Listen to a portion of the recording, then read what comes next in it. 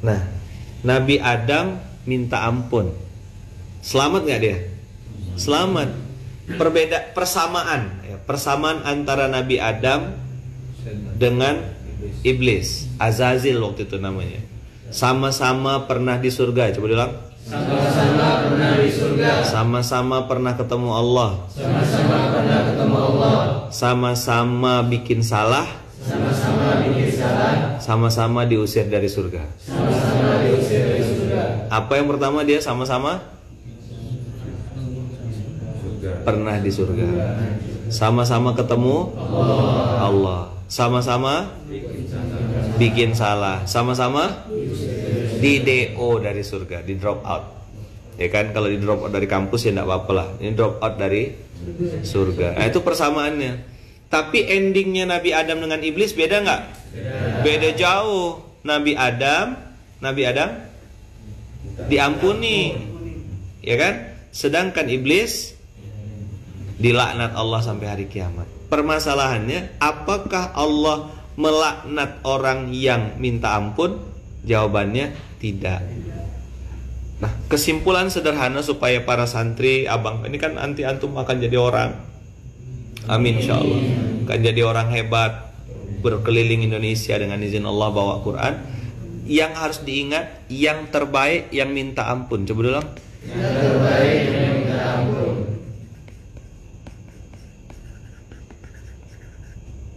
Ini supaya hati antum punya satu file penting di otak. Ya, ndak usah mikirkan apa yang Allah akan kasih gitu. Kita realistis aja gitu. Kita sering bikin salah. Misalnya nih Ustadz siapa tadi? Musyrif? Ustadz Mokhtar. Punya santri di sini. Sholat sering telat. Yang lain sudah baca Quran, dia masih di kamar mandi. Ada aja alasannya. Kira-kira waktu pengumuman kenaikan kelas atau wisuda atau mungkin apa bahasanya? Rapot. Kira-kira kalau ditanya sama musyrif atau pembimbing atau owner dari rumah Quran, anak-anak siapa yang kira-kira dikasih beasiswa? Mungkin nggak yang suka telat, yang suka bersembunyi di WC, yang suka ngantuan, tidur, nggak pernah ikut murojaah tuh dikasih beasiswa? Mungkin nggak? Realistis nggak? Jadi yang mau ditolong itu hanya yang baik-baik. Ada kuota misalnya, Bang Dirga bilang, siapa musyrif di sini? Kan? Apa pembina gitu, ya kan? Antara dibina dengan dibinasakan itu kan tipis-tipis, ya kan? Ini ada beasiswa untuk santri yang hafal Quran, kita kasih hadiah. Beasiswa misalnya contoh ke Madinah, beasiswa ke Mesir, mau? Tapi ada syarat. Ada syarat. Harus baik akhlaknya, harus bagus attitude-nya, murojaahnya betul. Dites lah sekian orang. Ada yang lulus, ada yang enggak, kan gitu kan? Pertolongan mah ada aja. Pertolongan mah selalu ada. Tapi pasti dipilih siapa yang paling baik. Masuk akal? Mungkinkah Ustadz Mokhtar ngasih beasiswa kepada anak yang suka tidur, suka ngantuk, suka berantem, kalau makan banyak, tidur ngiler, bajunya jorok? Mungkin? Tidak mungkin. Maka itu kalau bahasa Qur'annya nanti kita bahas wal aqibatul lil muttaqin. Al aqibah artinya ending. Oh, kau mau salto, mau berakrobat, manuver, ya silakan, pandai-pandai lah. Jadi kalau gini, kalau bahasa saya menganalogikan ayat itu nanti itu yang akan kita bahas, Allah tuh lihat perangai kita, atau kata orang Melayu tuh tabiat. Apa bi tabiat bi? Tabiat. Tapi kalau orang Melayu nyebutnya tabiat gitu. Jadi Allah tuh lihat gitu, kau ini ngapa sih gitu? Wah, naik tangga, lari-lari, lompat, parkur kata dia kan. Misal nih dari sini lompat ke situ. Galon disuruh ngisi malah dipakai untuk gendang-gendang misal gitu kan.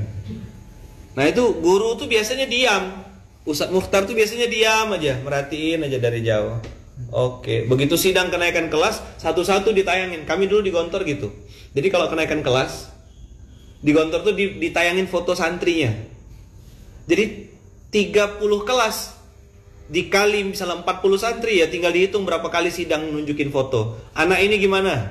Nomor 1 suluk. Suluk tuh apa? Adab. Ada suluk, ada muwazafah, kemudian ada astagfirullah. Pokoknya akhlak, kebersihan, dan kerajinan. Jadi 3. Kalau kebersihannya 7, mungkin agak jorok gitu. Kalau kerajinan tuh yang dia jarang masuk kelas, suka, dulu zaman saya itu alpa namanya. Alpa tuh nggak masuk kelas tanpa izin, absen. Itu masih bisa masuk kelas. Tapi kalau suluk tuh cuma 2 nilai. Jadi penilaian yang 3 tadi rapot mental namanya. Ada 3. Jadi suluk nomor 1 itu harus 8, harus kayak gini. Kalau suluknya kayak gini, PIS 7, itu pasti tidak naik kelas. Di Gontor tuh dari tahun 1926. Penilaian nomor 1 tetap suluk. Jadi adab akhlak nomor 1. Kalau sudah 7 kami punya suluk mukolab. Suluk mukolab tuh suluk yang terbalik itu kan, ada yang kayak gini 8. Itu surga. Ada yang 7. Ya kan? Nah, jadi kalau suluknya 7 gini, udah pasti tidak naik kelas. Apa kerjanya tuh? Ngelawan ustadz, ngebantah, biar pintar, sepintar apapun. Nah, teman-teman saya yang dulu waktu di Gontor itu pintar-pintar, tapi suka ngelawan guru, habis. Kena pindahkan ke Banyuwangi, kena pindahkan ke, dulu ada Darul Kiam, Magelang, pindahkan sampai ke Sulawesi gitu. Orangnya solid gitu, apa? Solid. Orangnya solid. Solid apa? Solid diatur. Masuk status ini. Ya. Apa maksudnya solid diatur? Yaitu lain yang disuruh gurunya, lain yang dikerjakan. Hafalkan Quran surat sekian, ayat sekian. Dia malah kamu nanti hafalkan mutolaah ya. Dulu zaman saya udah pelajaran mutolaah. Kana Muhammadun na'iman fi firashihi wa sa'atu ashrun wa lailu kulluhu zalamun wa bardun laisa fihi, dan seterusnya. Suruh ngapalin itu, dia malah ngerjain yang lain. Oh, apa kata wali kelas? Dia pasti suluknya mukolab. Suluk mukolab tuh suluknya terbalik. Peace gitu kalau kami nyebut itu. Jadi kalau kami di Gontor dulu, kalau terima rapot, yang nomor 1 dilihat rapot mental. Nilai itu nanti ngelihatnya, karena 1 lembar kan, suluk kaifa suluk, ente kaifa. Wah, yang dilihat pertama kali itu akhlak adab. Begitu suluknya kayak gini, udah wassalam, alamat nggak naik kelas. Oh, itu langsung datang ke wali kelas tuh minta maaf. Ustadz, afwan Ustadz gitu. Kenapa suluk saya mukolab Ustadz? Gini. Wah, tanya. Kamu mau berubah enggak? Mau Ustadz, mau. Biar nilainya misal 7, kan kalau di Gontor tuh nilai ujian itu langsung masuk rapot. Jadi tidak ada istilahnya misalnya ujiannya 7 gitu, terus di rapotnya jadi 8 atau 9. Tidak ada. Berapa nilai ujian itu yang masuk rapot, Bang. Nilai murni. Jadi kalau 5 itu ya 5 di rata-rata itu. Nanti digabungkan awal tahun dengan akhir tahun jadi 1, dibagi rata-rata. Nanti ada nilai rata-rata seluruh angkatan. Rata-rata seluruh angkatan itu berapa? Misalnya 5,4 misal gitu. Nah, nilai dia 5,3, enggak naik kelas. Gitu cara Gontor bagi nilainya. Jadi enggak ada istilahnya, oh ini anak pejabat. Karena yang ngoreksi ujian pun enggak tahu ini yang sedang dikoreksi nilai siapa. Ini ujiannya siapa, kertas jawaban siapa, enggak bisa dideteksi. Nah, suluk mukolab tadi saya bilang itu menjadi opsi nomor 1. Yang kedua, nazofah. Nazofah tuh kebersihan. Jadi kalau santri tuh pakai baju putih, sini hitam semuanya tuh, ya kan? Baju putih sudah gradasi, sini abu-abu, sini tuh.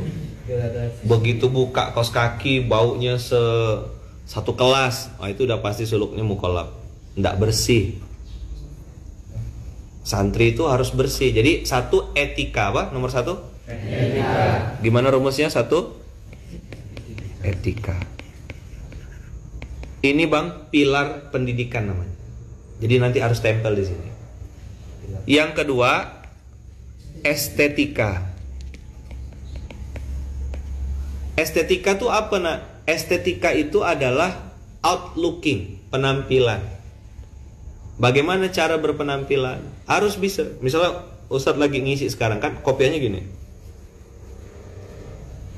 Bagus gak? Walaupun ngomongnya ayat Quran, apalagi kayak gini, kayak orang kalah main judi. Kalau Allah Ta'ala, gak bagus. Mereka harus rapi, dia harus tahu cara pakai kopiah itu gimana, ukuran kepala, berapa tingginya. Ya kan? Kopiahnya tuh jangan sampai begitu dibuka bau kudanil misalnya. Kudanil. Hipopotamus. Ya kan?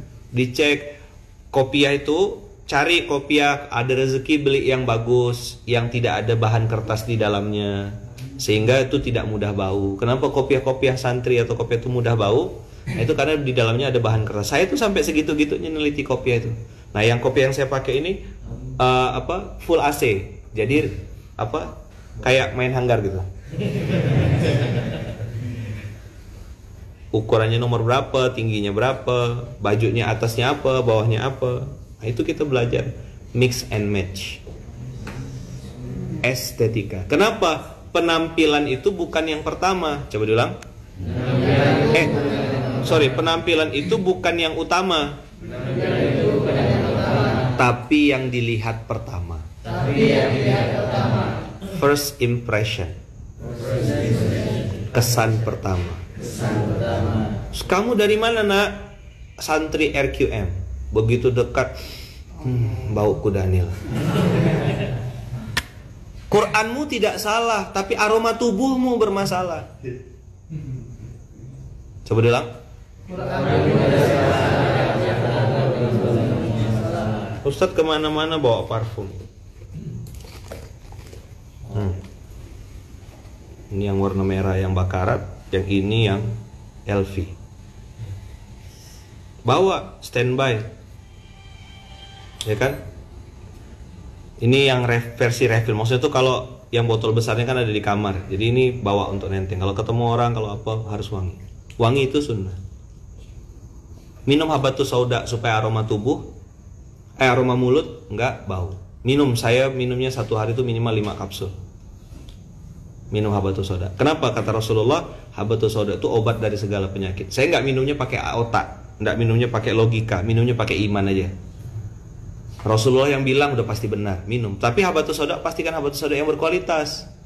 Nah, nanti dapatkan di Al-Falah Tijarah Center.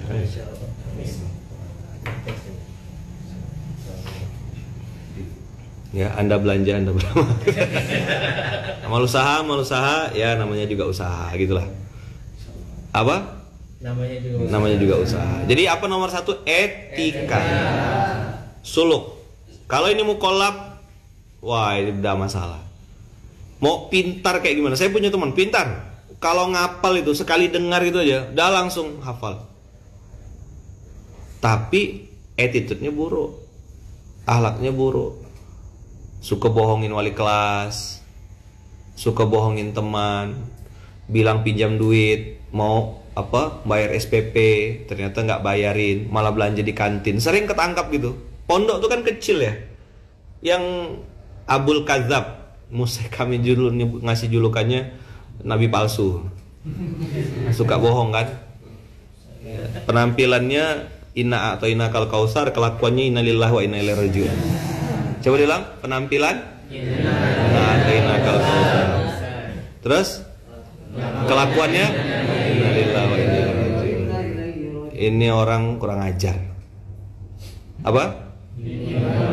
Kurang ajar. Kenapa? Dia merusak Islam dengan penampilannya. Meyakinkan betul, afwan, masya Allah, innalillahi pret. Apa? Kelakuanmu tuh. Kelakuanmu tuh. Jadi nomor 1 suluk, etika.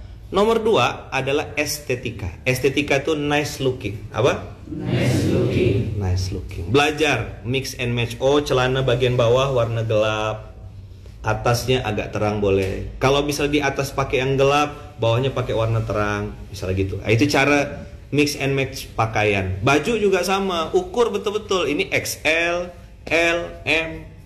Ustaz hafal celana itu. Misalnya ukuran ini 34, berarti kan dikali 2, 68 lebar dia. Paha di sini 31, di sini 29, bawahnya apa di sininya apa? Sorry. Di sini kan misalnya di lebar sininya misalnya 30. Turun ke bawah makin kecil kan? Di sini berapa? Sampai ujung paling bawah total panjang celana 96 cm. Jadi kadang ada orang nggak seimbang antara bentuk tubuhnya sama bentuk celananya kan. Jadi kita ngelihatnya itu nggak nyaman. Tuh Sahabibi yang biasa ngurusin celana saya. Ini bi patokannya, ini barangnya, ini. Kayak gini ukurannya. Pinggang berapa, ini berapa. Supaya sepatu, ya kan? Oh, kalau penampilan kayak gini pakai sepatu apa? Kalau penampilan begini, dari dulu detail sekali. Itu estetika. Jadi penampilan bukan yang utama, tapi yang dilihat pertama. Orang mungkin tidak tertarik dengan tausiah kita, belum tertarik dengan apa yang kita ucapkan, tapi begitu ngelihat kita berpenampilan rapi, bersih, wangi, dia langsung bilang, oh ini Islam. Paham kira-kira santri? Jangan sampai kucel and kumal. The kucel and the kumal. Oke? Jadi ini pilar pendidikan, Bang. Tempel besar-besar nanti, Bang. 1 kali 2 pintu itulah cetak itu. Ini saya dapat sanadnya dari guru saya almarhum Ustadz Dihyatun Maskon. Beliau bilang kayak kaki meja ada 4. Jadi kalau mau masuk dalam pendidikan ada 4 pilar pendidikan, dan 4 pilar ini harus jadi lifestyle-nya seorang santri ya. Karena saya hari ini datang di Rumah Quran Musawarah, Muzalan mancing ya. Gak apa-apa Ustaz. Iya. Siapa tahu ada sponsor. Ada sponsor ya. Ayo bersedekah gitu ya. Jadi pilar pendidikan itu, etika itu di dalam. Yang kedua adalah apa? Estetika, nice looking. Beli apa? Deodoran.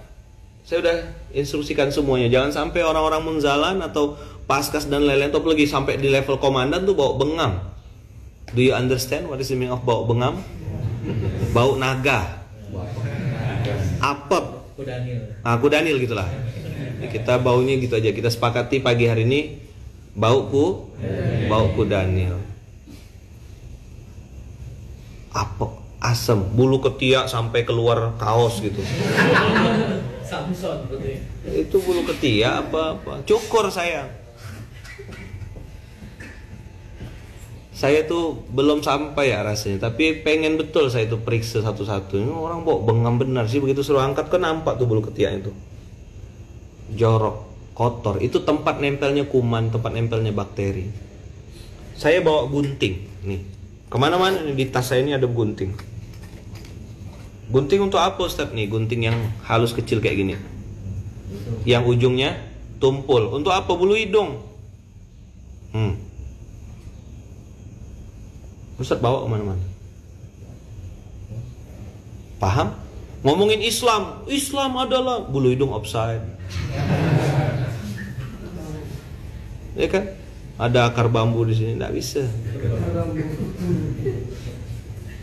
Jelas. Gigi begitu senyum ada cabe, kangkung di sini. Kok itu apel bi? Bisa tahu. Iya. Nomor 1 bukan masalah parfumnya, ketiaknya dulu, sumbernya, source-nya. Ini sumber bau itu sini. Angkat-angkat basah gitu. Allah berfirman.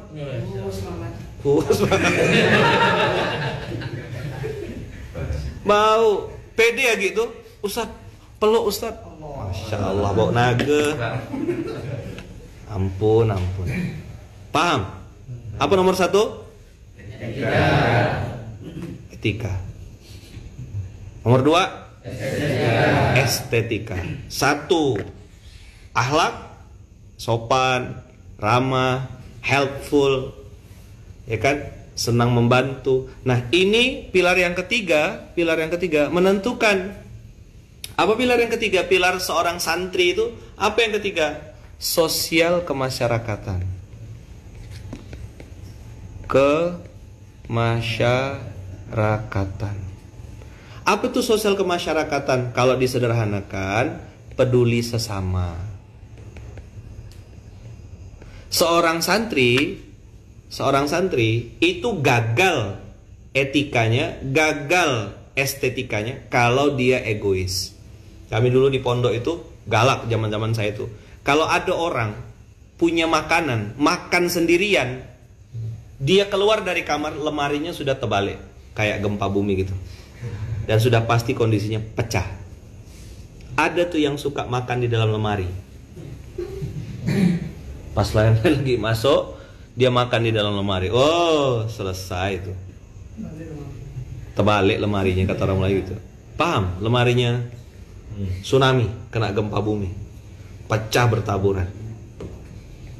Santri pintar, bagus baca Quran, tapi nggak kenal sama tetangga, nggak peduli sama sebelah, nggak pernah turun, bagi-bagi buah, bagi-bagi takjil. Santri nerima takjil biasa. Kalau RQM ini nggak boleh terima takjil seharusnya. Santri RQM bagi-bagi takjil, gitu loh saya. Kalau nggak ganti aja M-nya. Apa ke Mickey Mouse ke apa gitu. Bawa-bawa nama Munzalan tapi beda value-nya, saya ketok balanya. Bagi-bagi daging ke misalnya gitu, ya kan? Satu potong, Bu, satu potong dulu ya, Bu ya, gitu. Suwir. Yang penting bagi. Yang penting apa? Daging. Segram-segram gitu. Ini kami yang masak, Bu. Bikin apa kalau di sini? Liwet. Santri yang bagiin, mental yang dilatih itu namanya sosial kemasyarakatan. Nggak boleh jadi orang egois. Umat nggak peduli antum mumtaz, kamlaut, ya kan? Umat nggak peduli, nggak pernah ngecek sertifikat itu ijazah antum pulang ke rumah nanti. Mana sertifikatnya, berapa nilai ini? Nggak peduli umat. Umat lihat apa yang antum dapat setelah antum pulang dari pesantren. Bagaimana antum dengan masyarakat? Maka umat nggak pernah peduli what you have. Umat tidak pernah peduli what you have, tapi what you have done. Apa yang sudah kamu lakukan buat masyarakat. Misalnya siapa namanya, Nak? Mujahid. Namanya aja Mujahid. Ya kan tidak boleh malas-malas ya. Terus kampung halaman di mana? Depok. Mujahid pulang ke Depok. Mujahid harus bisa nanti ngumpulkan adik-adik yang Mujahid umurnya berapa, Nak? 16. Ada anak-anak kecil yang umur 7 tahun, 8 tahun. Mujahid pulang liburan. Ada liburan enggak di sini nanti? Nah, kapan? 28 April. Nah, Kak Mujahid pulang nanti ke kampung halaman sudah berapa juz, Nak? 4 juz. Masya Allah, tabarakallah. Juz 30 bisa ya? Insya Allah juz 30. Nah, Mujahid pulang ke kampung halaman, pulang ke Depok. Terus dia bilang gini, adik-adik yang umurnya 7 tahun, 8 tahun, ada nggak yang mau belajar Quran sama Kak Mujahid? Yuk sini yuk, setoran hafalan. Apakah Al-Fatihah? Al-Fatihah aja. Bikin kayak TPA kecil di rumah. Berarti Mujahid sudah mempraktekkan pilar pendidikan yang ketiga, yaitu sosial kemasyarakatan. Jangan nunggu ngajarin juz 31, itu kan nggak ada ya. Langsung aja.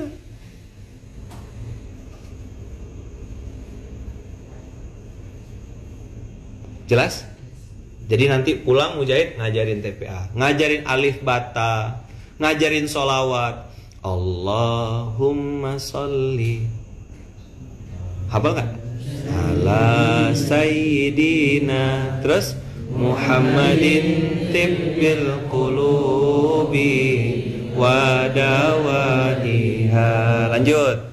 Wa afiyatil abdani wa shifaiha wa nuril absari wa dhiyaiha wa ala alihi wa sahbihi wa sallim.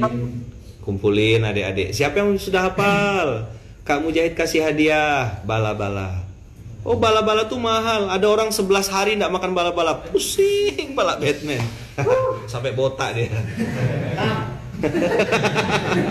Memang bala-bala sebelah kaca. Iya. Nggak ada di Arab. Nggak ada di Arab. Orang pengen umroh kan, yang umroh pengen bala-bala. Cobalah manusia tuh. Kelakuan manusia. Ya kan? Namanya juga manusia. Namanya juga manusia itulah. Ya, namanya juga manusia. Ajarin sholawat. Yang kecil-kecil pendek-pendek. Ya tadi kan. Ajarin imla, ajarin mengenal huruf. Ayo menghafal Al-Fatihah yuk bersama Kak Mujahid. Jadi jangan nunggu tua nak baru mau belajar. Jangan nunggu tua, jangan nunggu ilmunya banyak baru mau berbagi. Apa yang bisa ajarin? Itu namanya sosial kemasyarakatan. Apa? Ini kalau dalam ilmu kaidah yang lebih besar, ini buat yang sudah tua-tua ini, yang sudah dekat-dekat kematian ini, ya kan? Bisa saja antum duluan saya terakhir, atau saya terakhir antum duluan, atau saya duluan nganterin antum ke kamar jenazah gitu. Makanya tidak usah nakal-nakal antum. Ini kan udah mau mati gitu nih, jangan nak banyak tingkah. Benar, saya serius nih. Yang tua-tua nih jangan banyak tingkah. Mati su'ul khotimah, na'udzubillah. Jangan banyak tingkah. Udahlah, betul-betul dia. Ini saya lagi ngomong sama saya. Nanti yang rukyah yang besar-besar nanti ada waktunya. Tunggu tengok. Beda forum mereka ini. Saya udah bawa tongkat dah. Sama bawa gunting. Ya. Kalau ini kan santri kan pakai daun apa? Daun bidara kalau santri. Yang ini daun pintu. Mau dengar ente gitu. Pangkong palanya. Iya Ustaz. Nanti begitu saya balik lain lagi tingkah lakunya. Kak Tikaulah. Apa? Nah, gitu saya sekarang. Apa? Kak Tikaulah. Ustaz marah enggak? Serius.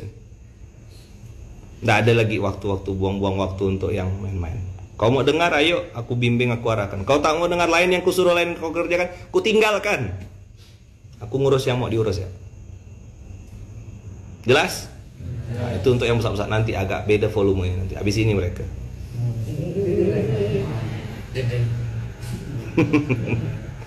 Dah, etika apa? Estetika. Sosial kemasyarakatan. Apa tadi sosial kemasyarakatan? Peduli sesama. Oh, di sini belum ada yang pandai azan. Ada nggak yang suaranya bagus di sini? Ada. Siapa yang suaranya bagus? Mujahid. Masya Allah. Ayo, siapa adik-adik yang mau belajar azan? Oh, ya kan? Belajar azan.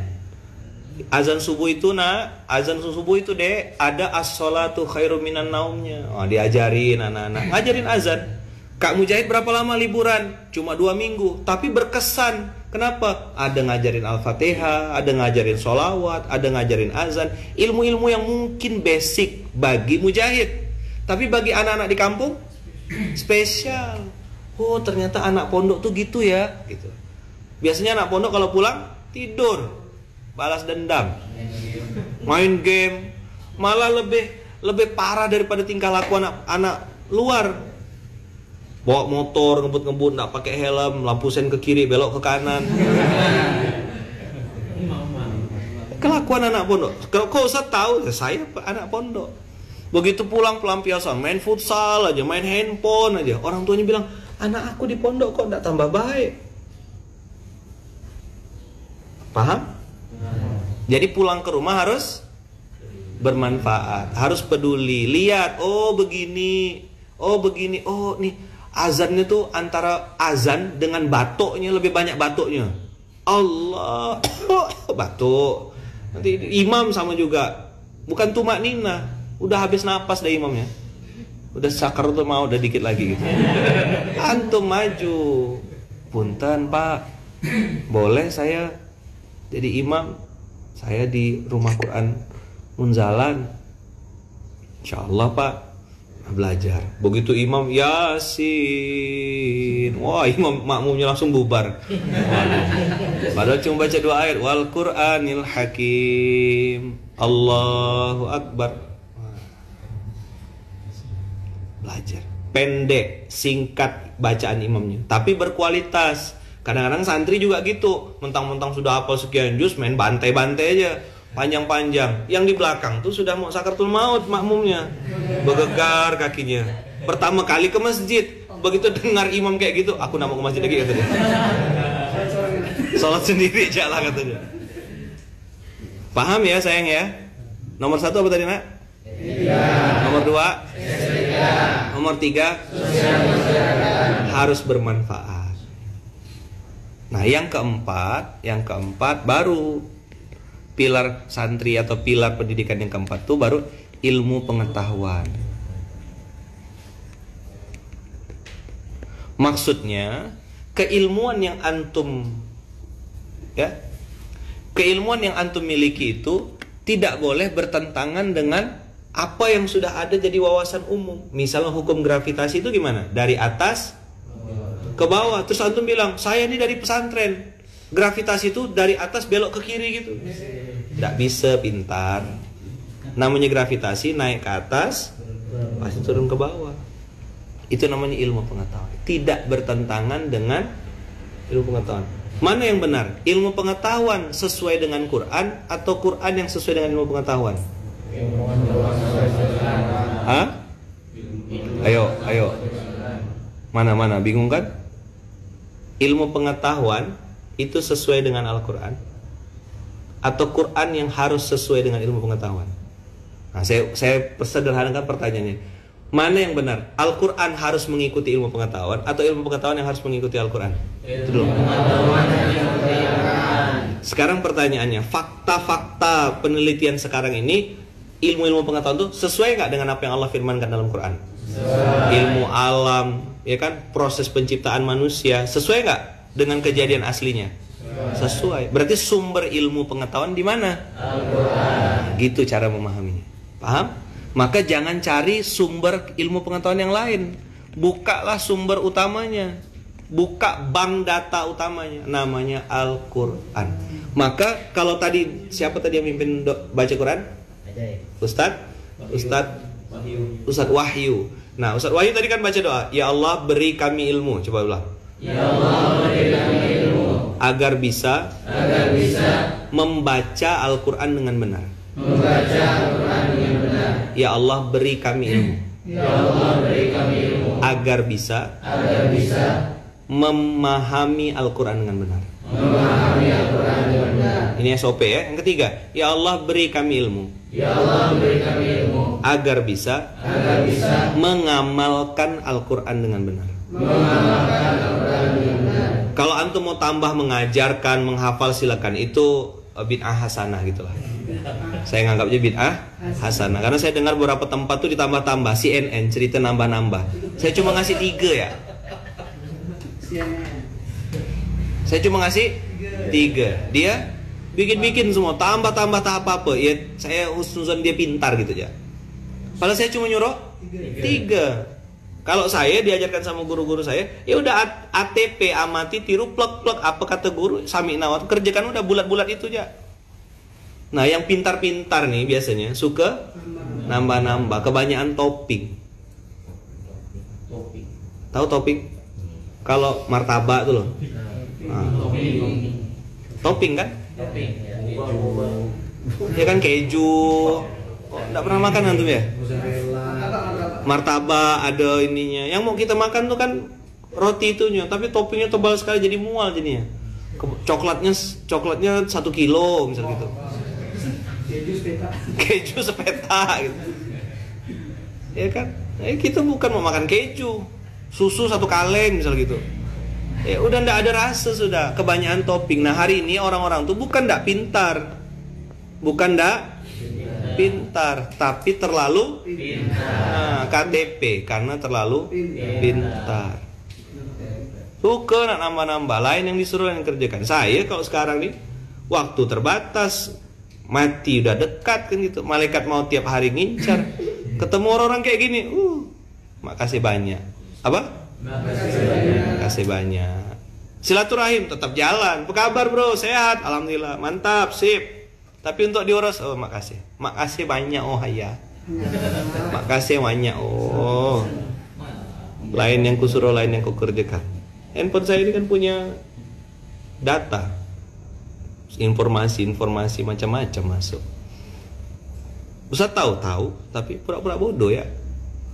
Nggak mau buang-buang waktu, nggak mau buang-buang energi.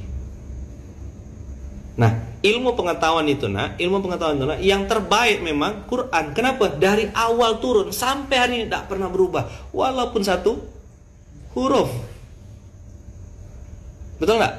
Satu-satunya kitab suci yang tidak pernah berubah, bisa dihafalkan oleh banyak orang, yang mendekat kepadanya jadi mulia. Cuma Quran. Syahrul Ramadan alladzi. Ayo lanjutkan. Lanjutkan. Unzila fihil Quran. Unzila fihil Quran. Jadi Ramadan ini jadi istimewa karena ada Quran. Di dalam bulan Ramadan ada satu malam istimewa. Bulan apa? Malam apa namanya? Kenapa Lailatul Qadar istimewa? Ayo. Turunnya Quran. Inna anzalnahu fi. Apa yang anzalnahu? Turunkan apa di situ? Jadi bulan turunnya Quran, bulan terbaik, namanya Ramadan. Malam turunnya Quran, malam terbaik, namanya orang yang menerima Quran, manusia terbaik di muka bumi. Siapa namanya? Muhammad sallallahu alaihi wasallam. Orang yang membawa risalah Al-Quran, yang menjadi wasilah jembatan perantara antara Allah dan Muhammad, ini namanya Malaikat Jibril. Apa julukan Malaikat Jibril? Ruhul Amin. Ruhul Amin. Itu malaikat terbaik. Kalau ada kulit kambing, kulit apa? Kambing. Bersahabat sama kayu, jadi apa dia? Jadi beduk, nasibnya dipukulin terus. Pangpong. Tapi kalau kulit kambing tadi bersahabat sama minyak goreng, jadi dorok-dok. Iya kan? Jadi kerupuk jange. Kasih kuah gulai. Aduh. Masih jam 6 Ustaz. Masih jam 6. Iya. Panjang masih hari ini. Kan musafir antum. Iya, musafir ini. Musafir awal.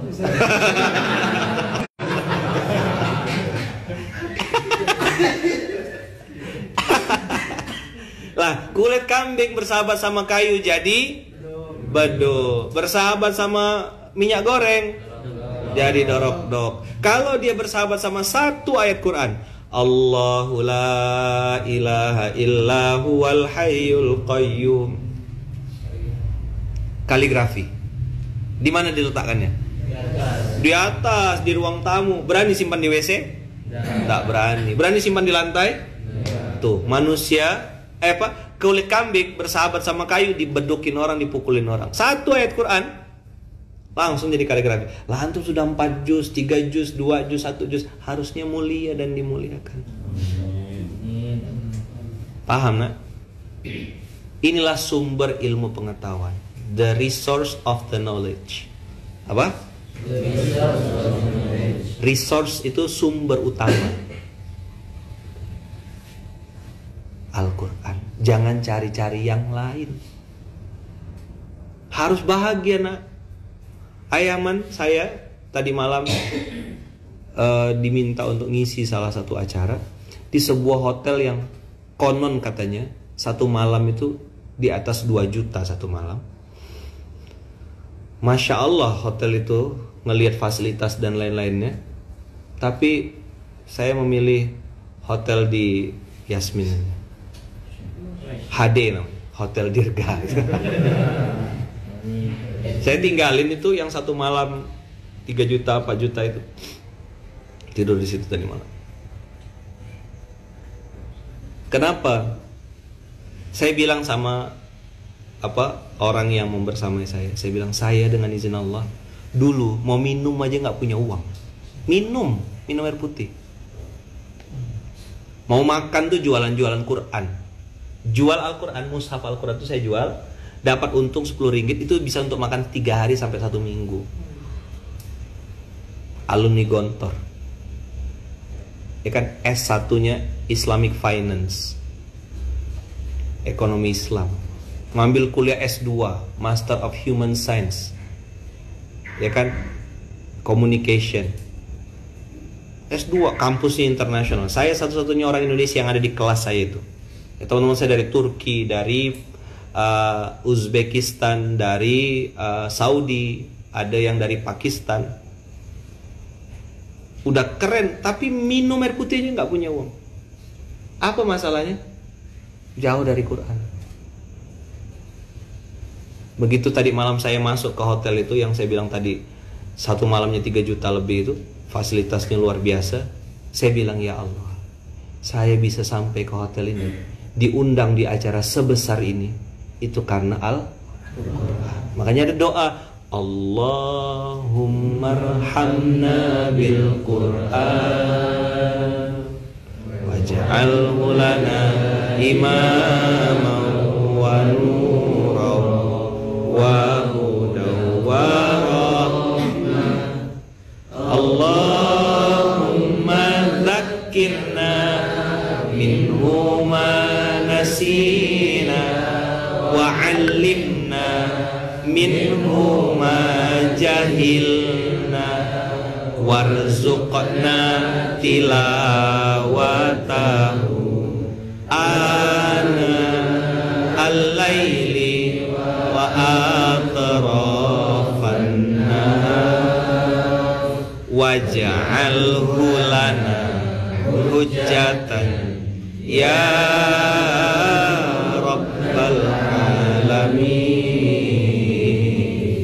Allahumma arhamna bil Quran. Ya Allah, sayangilah kami ini yang banyak dosa, banyak aib, banyak kekurangan. Dosa di masa lalu masih numpuk-numpuk, ya Allah. Saldo belum beres-beres, utang apalagi, ya kan? Meninggalkan luka di hati banyak orang, ya Allah. Maafkan kami, ya Allah. Allahumma arhamna bil Quran. Kami tidak minta Engkau kasih-kasih yang lain, ya Allah.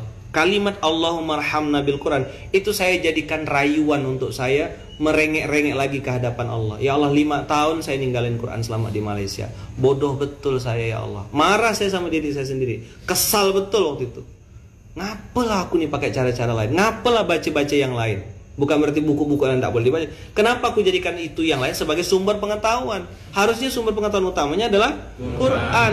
Kok 5 tahun hidupku hancur, 5 tahun hidupku babak belur, utangku tidak lunas. Orang kok makin benci, udahlah miskin dibenci orang. Itu saya. It was me. It was me. Nah, ada orang mau foto-foto, merapot. Diludah orang. Muka saya ditunjuk-tunjuk. Kamu. Yes. Tapi saya tidak mau pakai manajemen afwan. Tidak mau apa? Ini juga brengsek orang-orang kayak gini. Namanya manajemen afwan. Kerjanya minta maaf aja. Afwan. Habis itu diulang lagi. Afwan. Orang tuh tidak marah sama antum, cuma udah tidak mau interaksi sama antum. 2M tadi, makasih banyak. Ini manajemen apa? Manajemen afwan. Tidak dipakai, antum useless. Useless. Kan kenapa? Afwanmu itu palsu. Afwanmu palsu, maafmu palsu. Brengsek ente, pengkhianat. Kenapa? Kenapa kau disebut pengkhianat? Karena kau mengkhianati orang yang sudah kasih kepercayaan, kasih amanah. Kasar saya ngomong. Ini namanya ruqyah daun pintu.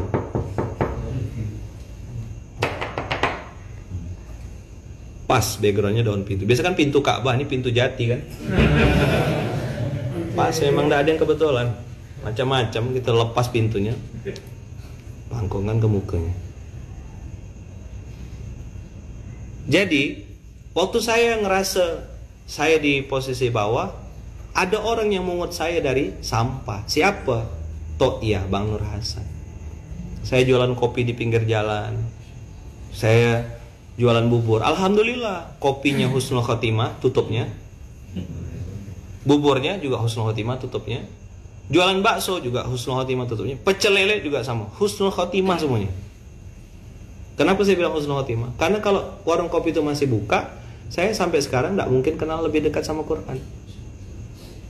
Dan saya pasang azam waktu itu, aku tidak mau jadi orang yang tidak tahu diri. Aku tidak mau jadi kulit yang lupa kacangnya. Coba bilang. Aku tidak mau jadi kulit yang lupa kacangnya. Kok kulit yang lupa kacangnya? Iya, kulit itu tidak berguna. Udahlah, tidak berguna, sombong. Bodoh, apa? Kalau kau hebat, kau pintar, kau keren, kau punya karya, orang mungkin masih respect. Kau ini tidak punya apa-apa, tidak pandai apa-apa juga, kulit sampah ente gitu. Saat marah kan? Enggak. Lapar gara-gara ngomong dorok-dok tadi itu. Kau tuh kulit apa? Lupa kacang, kan bodoh namanya, jahil murakkab. Jamur crispy, jahil murakkab, keras kepala sekali. Coba diulang. Jamur crispy, keras kepala sekali. Bodoh.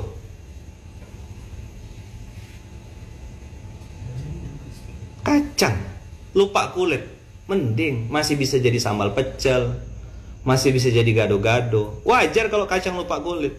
Ini kulit lupa kacangnya. Saya waktu itu begitu diambil sama Tok Yang, bawa ke Munzalan, saya ingat betul. Oke, saya bilang, siap Tok Ya, bismillah. Dan sampai hari ini saya masih hormat, respect. Nggak berani saya ngomongkan Tok Ya di belakang, nggak berani. Boleh tanya sama Tok Ya. Saya jaga betul kepercayaan itu.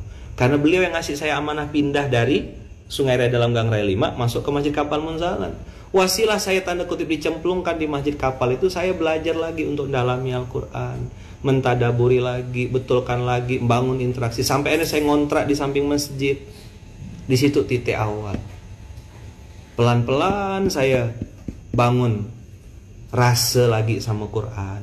Bukan bangun image, nah. Bangun image tuh palsu. Antum kalau boleh saya pesan, sebagai ayah, saya sebagai guru, sebagai, kalau antum anggap saya abang ya, jangan pernah antum bangun image. Antum sedang membangun kepalsuan. Catat besar-besar. Jangan pernah membangun image. Wow, keren, pret, basi, itu palsu. Murah banget.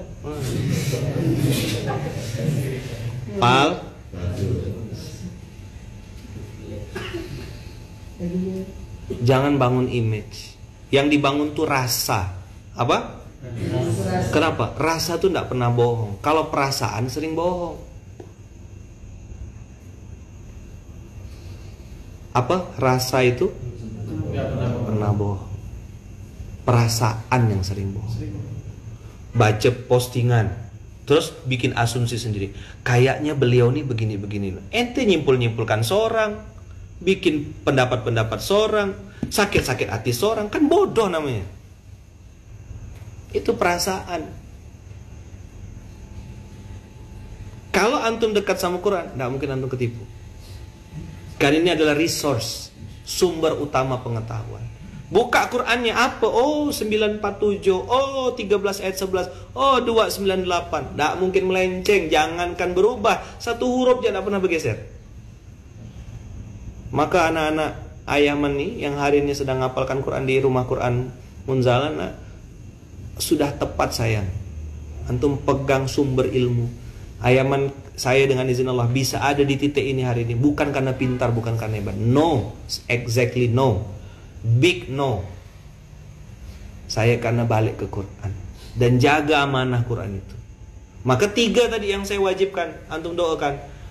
Ya Allah beri kami ilmu agar bisa baca Quran dengan benar. Coba cek. Orang-orang yang hari ini hidupnya bermasalah pasti baca Qurannya jelek. Saya enggak bikin kesimpulan kosong. Saya riset. Ngapa orang ini utangnya enggak lunas-lunas? Ngapa orang ini masa enggak beres-beres? Ngapa keluarga? Coba sini bang, panggil, baca Quran. A'udzubillah. A'udzubillah. Ijajul jilatil. Matilah. Kalaupun dia baca Quran sudah benar, nomor 2 pasti bermasalah. Bang, abang paham enggak isi Al-Quran? Tahu Allah tidak akan merubah nasib suatu kaum sebelum kaum itu merubah dirinya sendiri. 13 ayat 11 itu paham. Paham 479 yang baik-baik dari Allah yang buruk-buruk karena kesalahanmu sendiri. Kau suka nak nyalahkan orang, nyalahkan suamimu, nyalahkan istrimu. Kau yang brengsek, kau yang salah. Titik udah. Tuh, itu kalau orang paham Quran. Nyalahkan semua orang. SOSKS, semua orang salah kecuali saya.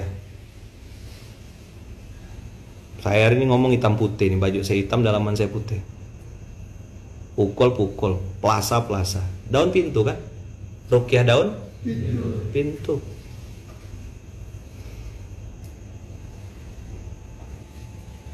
Jadi nak, Quran itu mengajarkan kita bukan hanya untuk baca dengan yatlunahu haqqa tilawati Al-Baqarah 121, enggak, tapi juga harus afala yatadabbarunal Quran.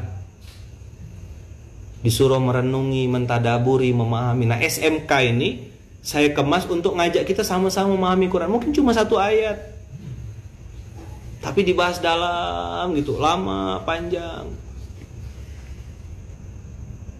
Nanti orang akan menilai kita. Nomor 3 ini penentunya. Apa? Ya Allah beri kami ilmu agar bisa mengamalkan Al-Quran. Antum hebat public speakingnya. Fir'aun tuh bagus public speakingnya. Adolf Hitler tuh apa enggak? Keren public speakingnya. Jadi jangan dikira yang hebat-hebat public speaking, hebat-hebat ngomong tuh pasti benar. Enggak. Abu Jahal, Abu Lahab, Musailamah Al-Kadzab tuh public speakingnya bagus semua. Kalaulah kita ada di zaman Fir'aun, jangan-jangan kita jadi followernya Fir'aun tadi. Kenapa? Fir'aun punya pengaruh, punya nama besar, punya singgasana, punya istana. Musa punya apa? Miskin. Musa kecil, cadel. Hari ini orang coba lihat, kemana mereka berpihak? Kan pasti berpihak sama yang wow, yang punya harta, yang kaya, yang besar. Marginal, kalau ada margin baru kenal. Mendekat tuh ya karena duit. Orang kayak gini ada, banyak. Coba bilang banyak. Jangan bilang ada, banyak sekali. Coba bilang banyak sekali. Kok bisa tahu Ustadz? Loh bukan karena menerawang atau indigo atau six sense. Enggak, Qurannya bilang begitu. Jangankan sama manusia, sama Allah aja dia pakai konsep margin kok. Agamanya bukan Islam, agamanya untung rugi. Coba lihat Al-Fajr itu. Surah Al-Fajr coba lihat. Buka Al-Fajr. Nah. Ini kita bedah. Ustaz marah-marah kan? Enggak.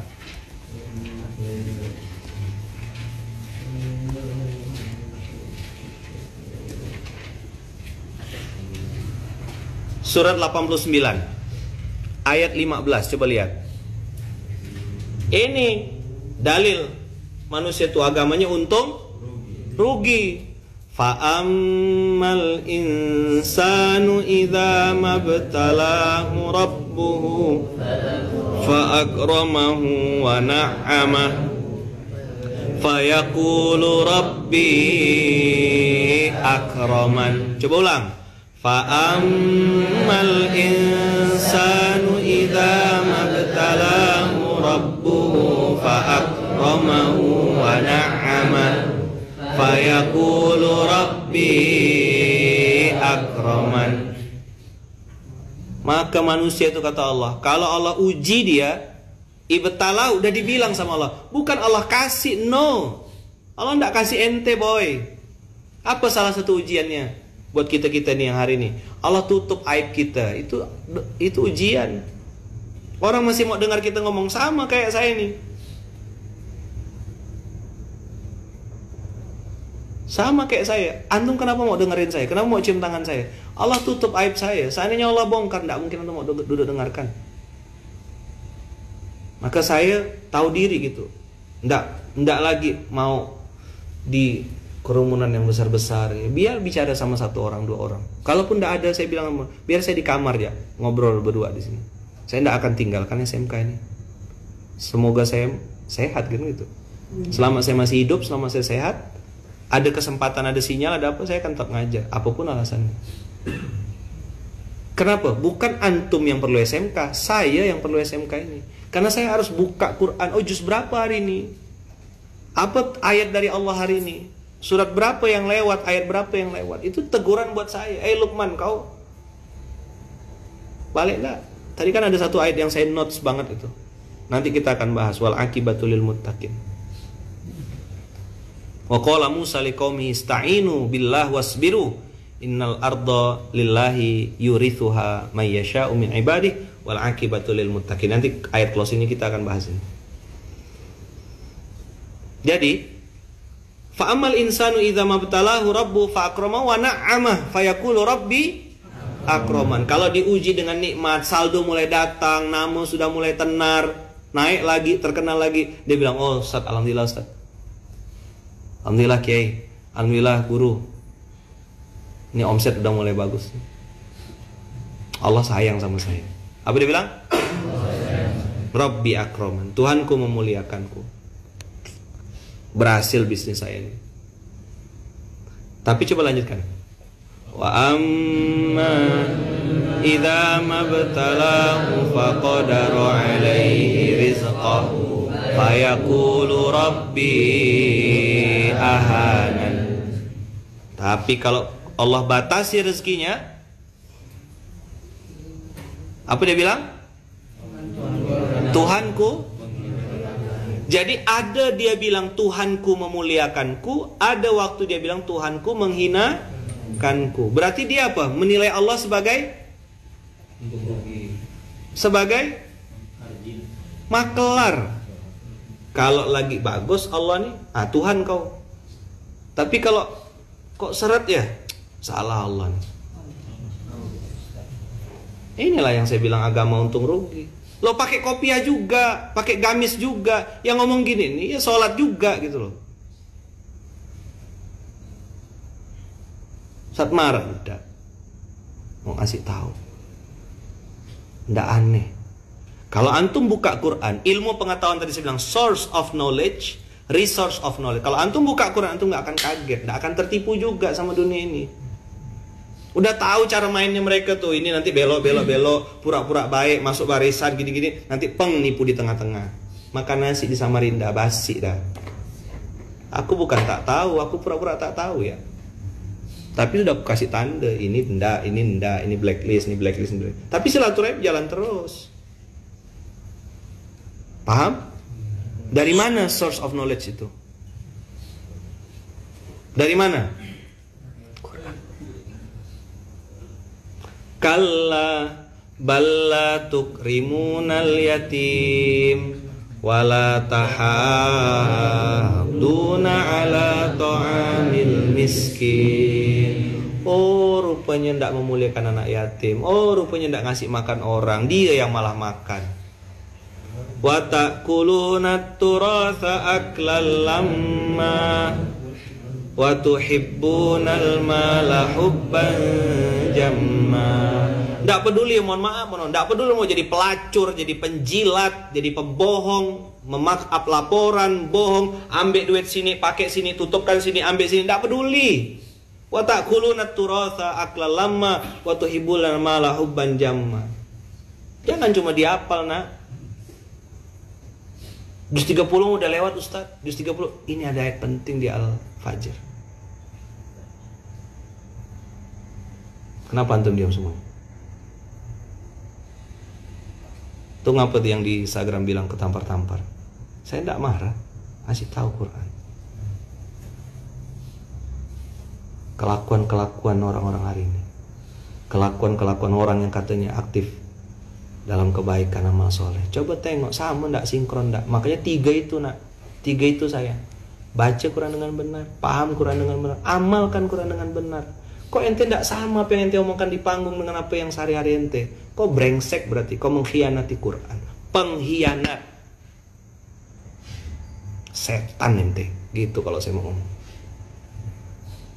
Tak ada ampun, tak ada excuse. Tapi silaturahim jalan.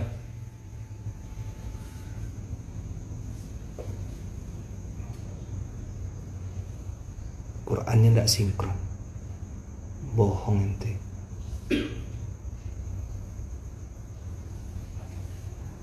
Kau bohongkan aku, bohongkan manusia, mudah, terlalu mudah. Tapi gimana kau mau bohongkan Allah? Maka Allah tidak bisa ditipu. Ya Allah bikin hidup ente begitu-begitu aja, TGM, tak ada gak macam mana. Yang lain sudah tinggal landas semua, udah take off semua, udah beres, lunas, sehat. Ente di situ aja tidak berubah. Terus begitu kita tengok, nyalakan orang, nyalakan istri, nyalakan suami, nyalakan pasangan, nyalakan lingkungan, nyalakan partner bisnis. Kau bodoh. Kau tak berubah. Perangaimu jelek, attitude-mu jelek, etikamu jelek, estetikmu jelek. Maka lihat, pilar pendidikan tadi yang saya sampaikan sama antum, nomor 1 itu etika, nomor 4 baru ilmu pengetahuan. Hari ini orang mengedepankan ilmu pengetahuan, pintar dulu, etikanya buruk, nggak bisa bos. Antum kalau mau selamat dunia akhirat, akhlak dulu. Al-adab fauqal ilm. Al-adab fauqal ilm. Nanti ini tolong direkam, jadikan transkrip. Ini instruksi saya nasional. Kasih tahu sama paskas-paskas seluruh Indonesia. Kasih tahu sama branch media. Saya dia yang hari nonton, teman-teman paskas Selindo yang hari nonton di Pontianak, dengarkan baik-baik instruksi saya ini. Nggak ada ampun, no excuse. Silaturahim kita tetap jalan, tapi sekalian itu bermasalah kita selesaikan. Kenapa hari ini nizam atau peraturan itu tidak dihormati? Karena begitu ada yang langgar, dibiarkan. Kalau saya tidak mau. Ada kisos dalam Islam itu, ada hudud, ada iqab. Kalau Allah azab, ada reward surga, ada punishment. SOP memang. Nah, hari ini kita akan lihat gitu loh, bagaimana sih Al-Quran ayat yang kita lewati hari ini. Coba lihat. Nah, ini closing ya, closing. Buka Quran, surat Al-A'raf ayat 128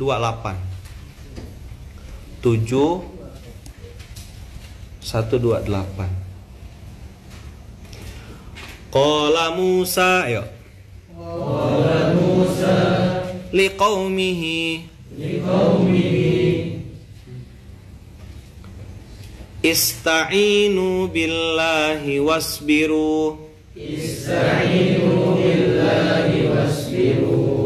Innal arda lillahi yurithuha man yasha.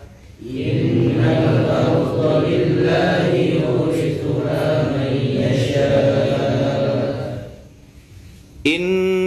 arda lillahi yurithuha man yasha'u min ibadihi.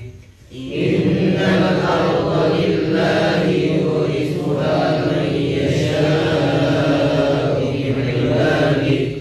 Wal 'aqibatu lil muttaqin. Al-A'raf surat 7 ayat 128. Qala Musa liqaumihi ista'inu billahi wasbiru. Antum dengarkan, lihat, Musa ini orang miskin, tidak punya apa-apa, duitnya tidak sebanyak Fir'aun, jabatannya apanya tidak punya, orang lemah, du'afa, kecil, miskin, terpojokkan, terfitnah. Musa kecil, lawannya Fir'aun, lawannya Korun, lawannya Haman, lawannya Samiri, 1 lawan 4. Kenapa kisah Musa paling banyak dalam Al-Quran? Karena dia memang satu-satunya nabi yang musuhnya paling banyak. Satu Musa melawan 4 musuh besar.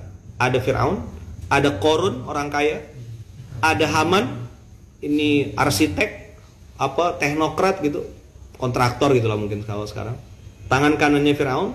Dan ada Samiri, ulama yang orang yang sok suci, yang bikin patung anak sapi itu, penasehat spiritual gitulah, dukunnya Fir'aun. 1 Musa lawan 4. Nah, maka kisah Nabi Musa itu paling banyak. Wa idh qala Musa, wa qala Musa, qala Musa, Musa berkata, dia pengen ngomong itu. Apa kata Musa? Kata Musa liqaumi, siapa kaumnya? Siapa kaumnya Musa? Bani Israel. Tahu Bani Israel kayak gimana perangainya, nak? Lain yang disuruh? Banyak komplain, banyak bacot, TBC, terlalu banyak cincong. Itu kelakuannya Bani Israel. Terlalu banyak apa? Cincong. Kalau bahasa orang Jawa Timur ya terlalu banyak cangkem. Jadi Musa tuh punya umat, udahlah musuhnya 4, umatnya kayak gitu. Bisa bayangkan kondisinya Musa? Kita hari ini dakwah enak sekali, bos. Ada AC, ada wifi, ada YouTube, ada Instagram. Ngasih komplain-komplain, marah-marah. Bukan kondisi dakwahnya tidak kondusif, hati ente busuk.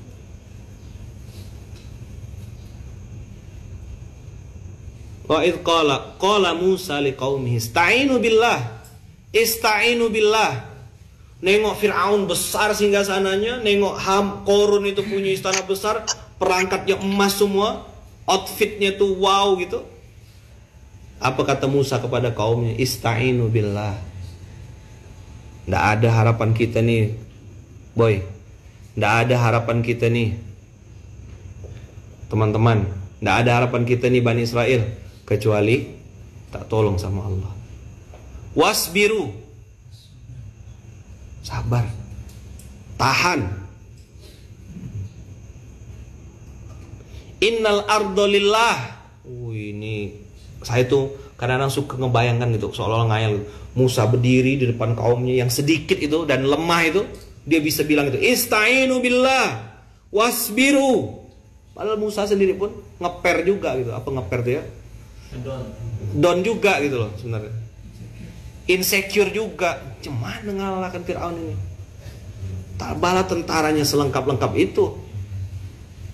Ya kan? Alat perangnya segambreng-gambreng. Aku sikit punya model tongkat, ngomong cadel. Tapi Musa dengan mantap, Ista'inu billah wasbiru, sabar umatku. Innal ardolillah, bumi ini punya Allah. Berarti kalau bumi punya Allah, ada enggak tempat untuk orang jahat? Ada tempat untuk orang jahat enggak? Ada. Ada tempat untuk pengkhianat? Ada tempat untuk tukang hasut? Ada tempat untuk orang licik? Ada. Innal ardolillah yurithuha may yasha. Ingat, di dalam ardun, di dalam bumi ini ada apa? Ada emas, ada berlian, ada kehormatan, ada nama baik, ada harta, ada rezeki, ada semua kebaikan-kebaikan di dunia ini. Banyak betul nak. Jangan heran nanti dunia datang dalam keadaan hina kepada engkau nak. Nyembah-nyembah dunia itu. Kau udah gak pengen lagi duit-duit, gak pengen lagi transaksional apa. Duit itu datang dipaksa, ambil. Ini mobil ambil, ini harta ambil, ini tanah ambil. Dunia yang ngejar-ngejar antum. Antum sudah tidak punya rasa, sudah mati rasa sudah. Lihat kata Musa, Innal ardolillah. Apa? Innal ardolillah. Tidak perlu kerasa kusuk, cari-cari apa, tidak. Bikin skenario apa, bikin SOP apa, tidak. Jalan yang ngalir, yang natural. Datang sendiri. Innal ardolillah. Yurithuha. Apa artinya yurithuha? Allah wariskan. Berarti Allah kasih ahli waris. Kenapa? Kok tiba-tiba dia jadi orang kaya, dapat mobil baru? Oh, baru bagi waris. Bapaknya punya tanah di sini sekian M, dia dapat jatah sekian. Oh, ahli waris. Pantas kaya. Paham nak? Yurithuha. Apa yang Allah wariskan? Bukan tanah 1 hektar 2 hektar, boy. Tanya Bang D tadi. Bang D, ini rumah berapa? 2,7 Ustaz. Rumah segini 2,7. Yang mahal nih depan masjid, saya bilang. Bayangin, Allah bukan cuma punya tanah sekapling gitu. Allah punya bumi dan seisinya beserta isi-isi dalamnya. Ada